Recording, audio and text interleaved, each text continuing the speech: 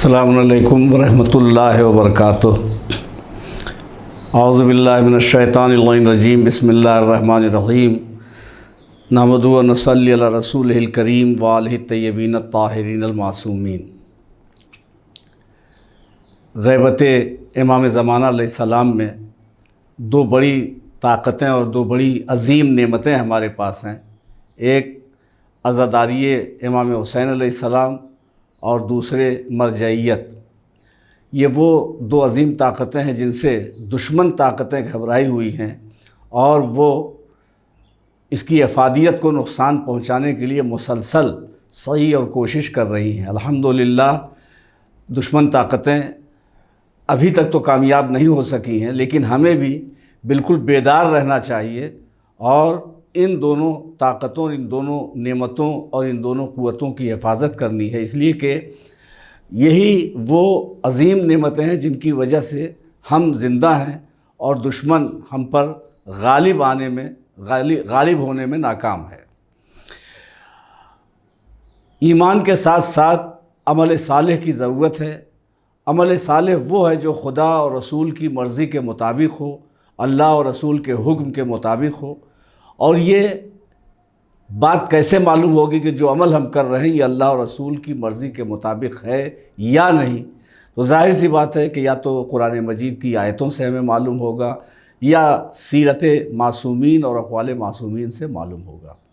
تو اب آیات اور احادیث کو یا تو انسان میں خود سمجھنے کی صلاحیت ہو اور اس سے نتیجہ نکالنے کی صلاحیت ہو، اتنا علم ہو کہ وہ قرآن مجید کی آیتوں کو، اس کی تفسیر کو، اس کے مقصد کو اور اس کی گہرائیوں کو سمجھ سکے اور حدیث یا عمل پیغمبر کی تشریح کر سکے۔ تو یا تو وہ عالم ہو، باصلاحیت ہو، اتنی استعداد ہو کہ آیات اور احادیث کو سمجھنے کی صلاحیت ہو، یعنی دوسرے الفاظ میں وہ خود مجتہد ہو۔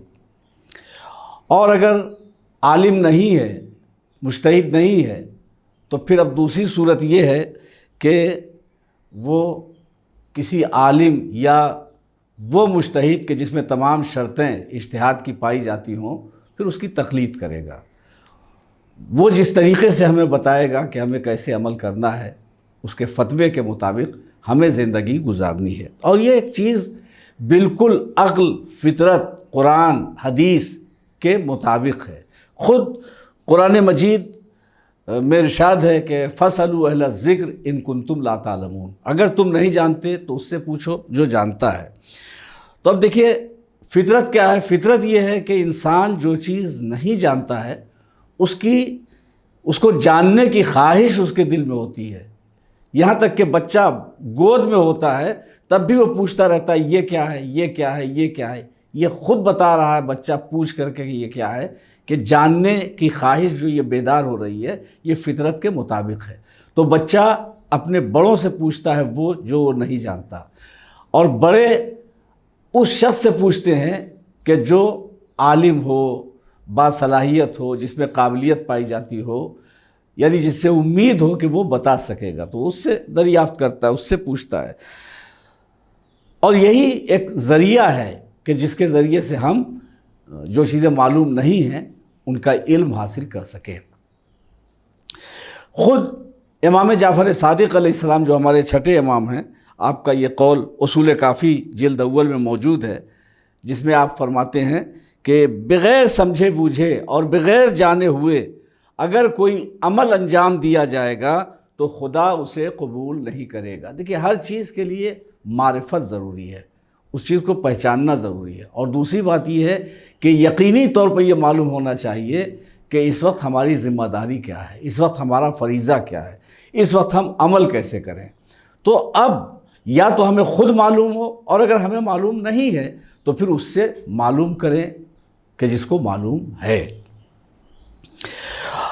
اب دیکھیے ہر مسافر کو یقینی طور پر یہ معلوم ہونا چاہیے کہ ہمیں جہاں جانا ہے وہاں جانے کا راستہ کیا ہے۔ تو یا تو اسے راستہ معلوم ہو اور یا تو پھر کسی جاننے والے سے راستہ معلوم کرے۔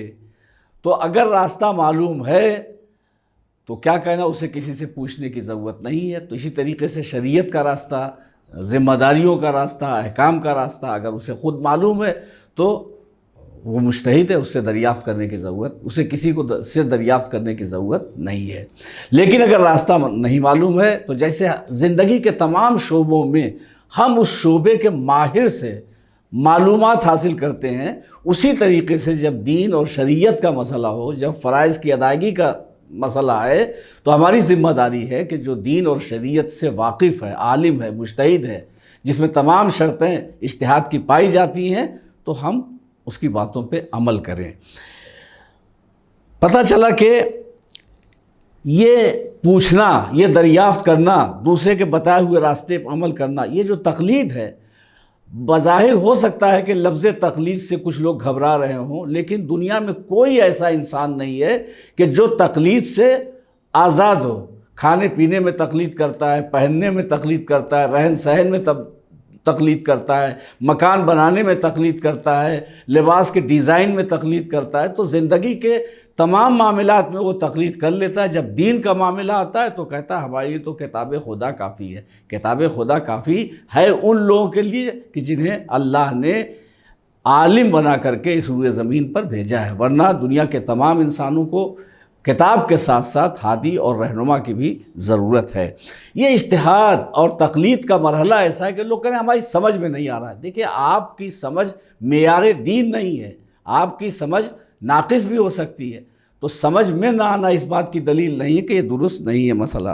اصل میں ہے کیا، جو لوگ جان بوجھ کر کے دین کو، اسلام کو نقصان پہنچانا چاہتے ہیں اور یہ چاہتے ہیں کہ شیطانی طاقتیں غالب رہیں اور دین غالب نہ آنے پائے، تو یہ شیطانی طاقتیں چاہے کسی مصلحت کی بنیاد پر، چاہے اپنے اقتدار کو بچانے کے لیے، چاہے کسی کے ہاتھوں بک چکے ہوں اس کی وجہ سے، وہ اجتہاد اور تقلید دونوں کی مخالفت کر رہے ہیں۔ اور انہیں معلوم ہے، مخالفت خود بتا رہی کہ انہیں معلوم ہے عزاداری میں کیا طاقت ہے، مرجعیت میں کیا طاقت ہے، تقلید کے کیا فائدے ہیں، اجتہاد کے کیا فائدے ہیں، انہیں سب معلوم ہے، ہم سے زیادہ معلوم ہے، مخالفین کو ہم سے زیادہ معلوم ہے، اسی لیے وہ زیادہ سے زیادہ مخالفت کر رہے ہیں۔